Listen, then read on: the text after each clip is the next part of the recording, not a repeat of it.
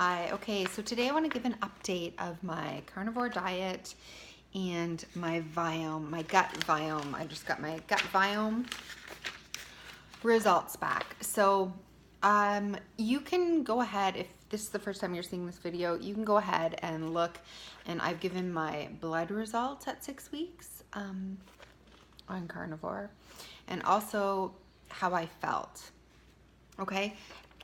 And then now I'm going to continue that and give my Viome microbiome update. Okay, so I thought this was kind of interesting actually, because my metabolic fitness was average, meaning the types of microbes and pathways activities have been shown with good micronutrient use, blood sugar control, and caloric intake. So I was right in the middle on that. You can take a look where I was there. It's where the arrow is.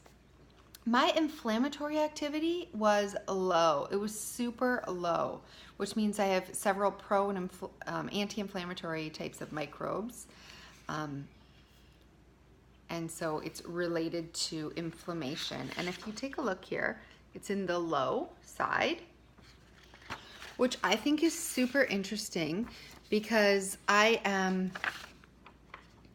feel like I am seriously about as inflammatory as one could get, with pain all over my body, nerve pain, brain pain, muscle pain, so much pain, my gut, everything.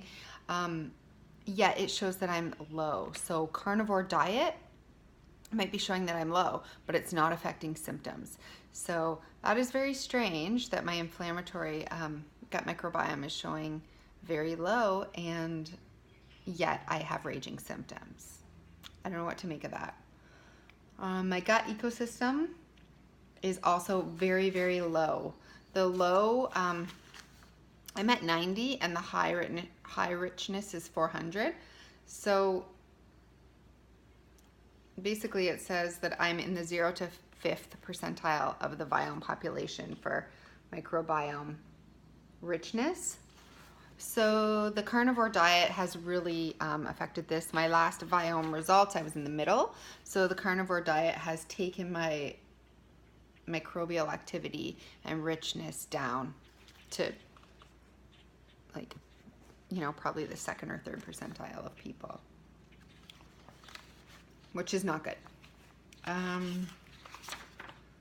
So then it just talks about my active microbes. It shows all of them, which again is low. I'm not gonna go through all of those. I'm just gonna, but if I was wondering about a certain name or what I have, then I could look there.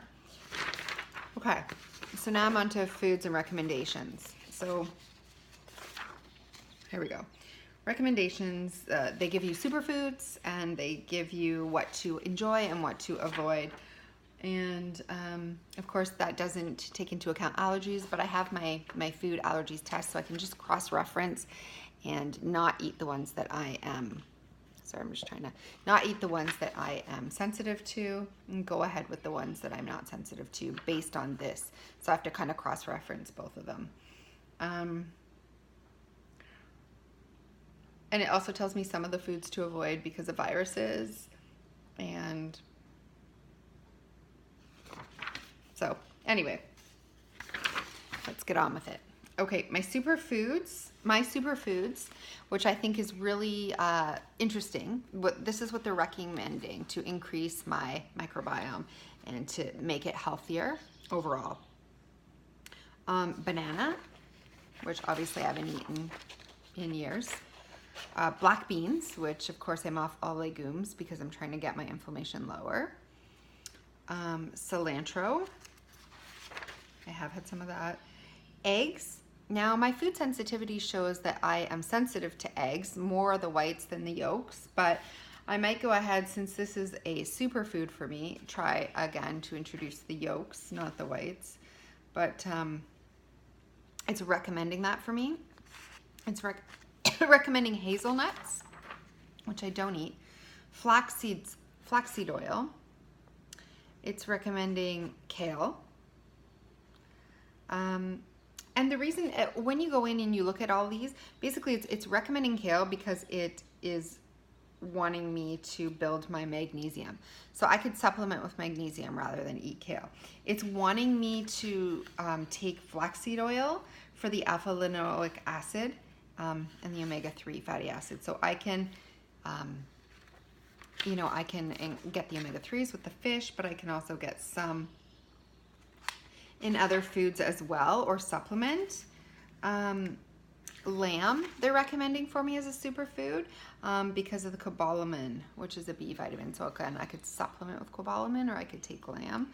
They're recommending pumpkin seeds for me, which is containing these sterols and beta sterols, which are hormone metabolizers. And it's showing that it's critical for a stable microbiome for me. So that's basically just telling me that my hormone metabolizers are not well. And radish, it is suggesting radish for me because of the sulfur containing compounds, which I've gone on a sulfur eliminating diet, so I've cut all sulfur out of my diet. But it wants me to get the glucinolates to help manage weight and hormones and all of that. Sunflower seeds, it wants me to have for my vitamin E. And I do already know that I'm low in vitamin E. In a carnivore diet, you're really not getting much vitamin E. It wants me to have that. So I could increase vitamin E. I could supplement with vitamin E. I could eat those. It would like me to have tarragon, which is a superfood. And that's basically because it contains apigenin, which is a bioflavonoid. So it wants me to up my bioflavonoids for DNA repair and modulation of the stress response. So I can take these foods and eat them, but I can also take this information and apply it to supplements and other things. It's recommending as a superfood the yam or the sweet potato, which has the phytosterols and the phytonutrients. So they're gonna help to decrease the absorption of cholesterol, which is a problem when you're on the carnivore diet in your intestine. And the bile acids. So, wait, let me see what it says. Phytosterols are first metabolized by the liver and converted into bile acids, which impacts your microbiome.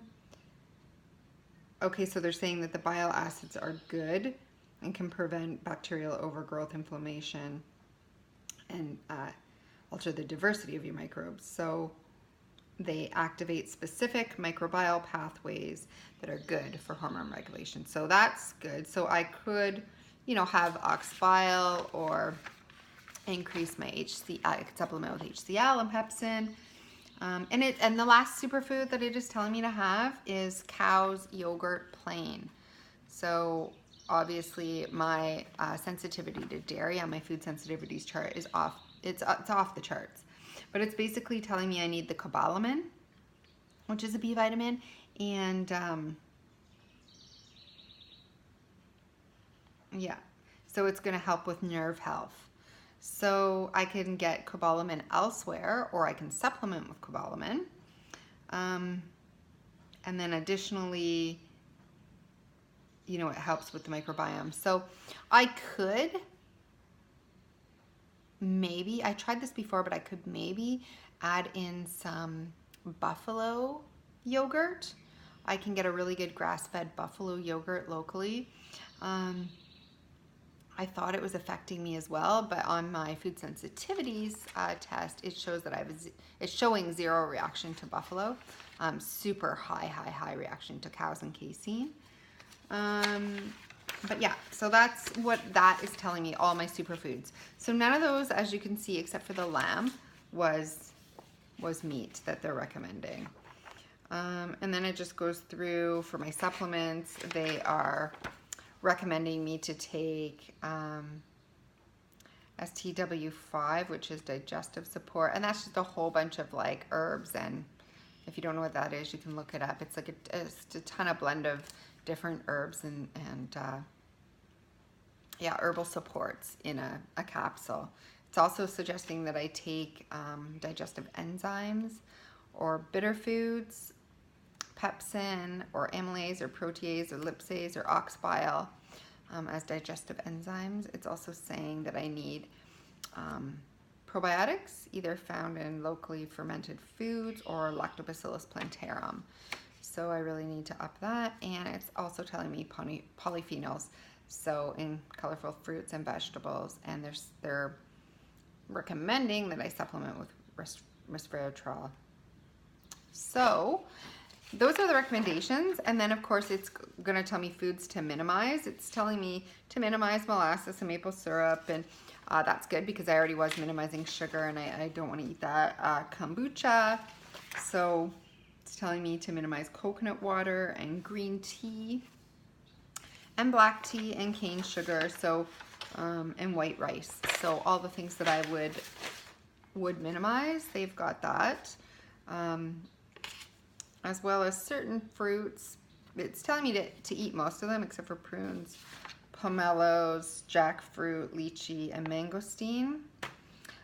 It's not telling me to cut out grains. In fact, it's telling me to eat them, but it is telling me to cut cassava, couscous. And then it tells me a handful of other fruits like grapes and cranberries and dates and goji berries, which I'm not eating any of anyway. None of that I'm eating, so that's not a problem. And it's telling me to minimize pork. So I'm not sure why it's saying that. It's not giving me a recommendation on why to minimize pork. I suspect it's because of the sodium content, but I'm not 100% sure on that. But I'll tell you why I think that in a minute. Okay, so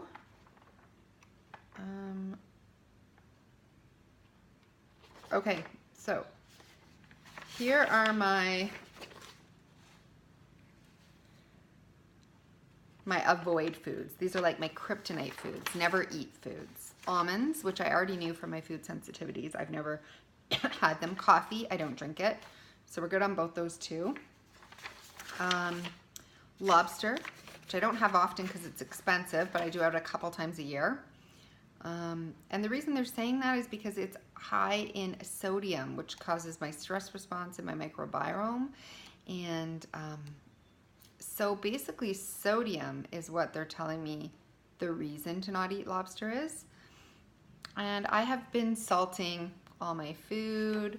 On carnivore, you use salt. You use a lot of Himalayan pink salt and sea salt. And so they are suggesting that salt is a problem in my microbiome right now. And pistachios as well. And those are for the phytic acid content as well as almonds are. But I was just trying to find, there was another test I had here that showed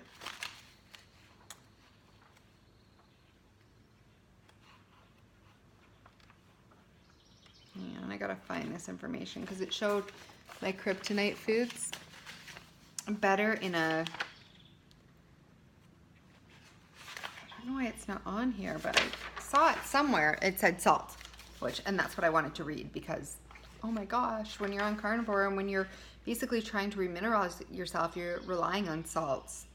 And it's a kryptonite food for me, and I want to read the exact description as to why, so hang on.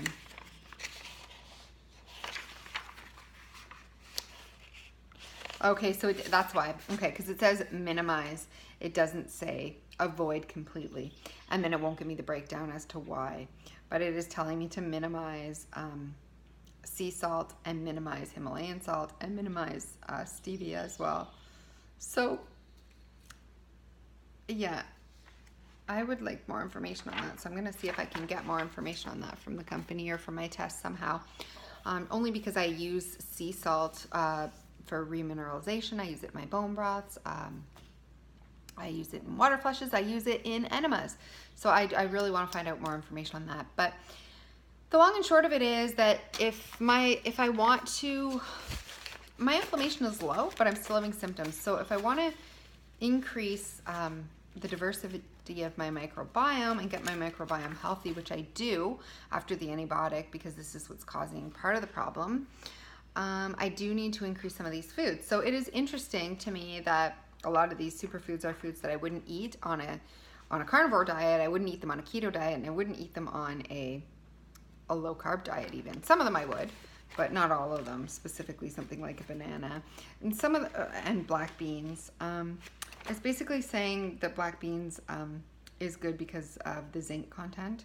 So again, I could supplement with zinc. So there's a lot of leeway with this. I don't have to eat these particular foods. I can find another super high food in that mineral, or I can supplement with that mineral, or I can, because they're looking at the food, the richness too of the diversity of what's going on. So I am going to include colostrum, cow's colostrum, and try to heal the gut lining. And then we'll see about the buffalo yogurt. I definitely won't do cows. I'm going to try the egg yolks. I will try small bits of banana, because frankly it's just delicious to have every once in a while. And I will try the seeds. I can add those, the seeds. And yeah, it'll be tough to say exactly what I'll eat. The sweet potatoes, no, I don't know. With gut, you're really leery to have starch, you know, especially if you have SIBO. But maybe even little bits, maybe even a bite here or there, just to see how I respond and see if I can increase things slowly. I'll probably, yes, go ahead with the flax oil, but I'll also increase omegas,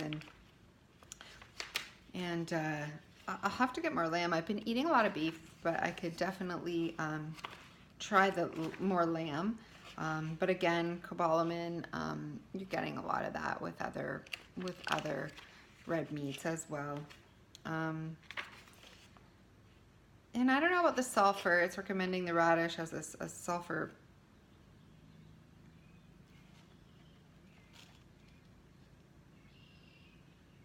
For the glucinolates. I'll have to think about that, how I want to respond to that. And then, yeah, so anyway, I'm going to be making changes and testing out some new diets, but I have stopped the carnivore experiment a couple weeks ago. I've added a few new foods, including the smoothie, the superfood smoothie that I told you about, as well as I'm still eating a lot of meat and a lot of fish and a lot of tallow and beef, and I'm still, the main parts of my meals are still carnivore, but I just added this like super smoothie to get a lot of other things that I thought I needed in my blood, and my symptoms have improved a little actually since I included that, which I thought would not be the case. I thought it would be worse. So that's a good sign that I can take this report and try some of these foods, and I'll let you know how it goes. I plan to do another test in 3 months after I focus on increasing my microbiome activity and the richness of it, and really allowing in certain foods and trying to get some more diversity. So I will do another test, and then I can compare in a few months. But I just thought I'd let you know that it's very strange. It's very good that my inflammation was low, but it's not translating to symptoms. So just because it's low on the test, and just because it's low, it certainly didn't stop or help any of my inflammatory symptoms itself. And the fact that my microbiome is seriously low, like in the percentile. I mean, I wouldn't doubt it eating carnivore, right? It cuts off all the supply, but it's something to think about, especially when I'm not well and I have so many symptoms. You know, carnivore didn't solve it, so going another route at this point is something I'm willing to explore and see what I can do, see how I can improve things. So that's what healing is. It's not being strict, you know, it's not being strict to a dietary cult, because I've done all the diets. But it's being willing to see what's really working, how you're feeling, what feels good, what doesn't, and being willing to shift and be open and try new things as new information or data becomes available, as your own testing might show, and being flexible enough to not move forward in fear, but have an open heart. I think that's one of the most important things as you move forward, and you don't want to be fearing the food as you're eating it. You want to think, maybe this could be helpful, and then give it a try. If it doesn't, you can always cut it back out again. You can always, go back to whatever diet was working for you, but being open to shift and change, I think is important in healing. It's important because that's a goal. You want to feel better. You want to be better. You want your body to respond, and you have to pay close attention to the signs and the symptoms that the body are giving you.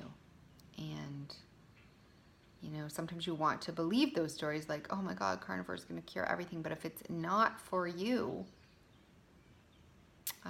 it's good to be able to be objective enough that you can realize that and not waste all your time, because time is precious and you just want to feel better and you want to heal. So there are many different ways to skin a cat. There are many different paths to help their health. There are many ways that people have healed, and some have healed on vegan diets, some have healed on carnivore diets, some have healed on paleo diets, some have healed through lifestyle, some have healed through supplements, some have, and it's the combination that works for you.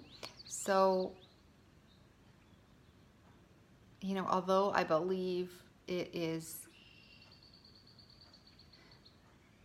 really important to get nutrient-dense calories from animal foods, from eggs, from liver, from organs, from cod livers, from beef to lamb, all the ruminants and the fat and the tallow and, everything.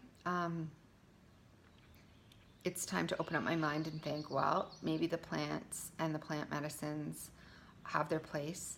Maybe the plants can do something for my body that it's just not getting, or the lack of nutrients or richness in the biodiversity or whatever it is, and be willing to open to that test, be really willing to open to how I'm feeling, and be willing to shift and change as necessary and experiment until you find what works. So anyways, I just want to give you an update and where I'm going with it, and I will update again soon.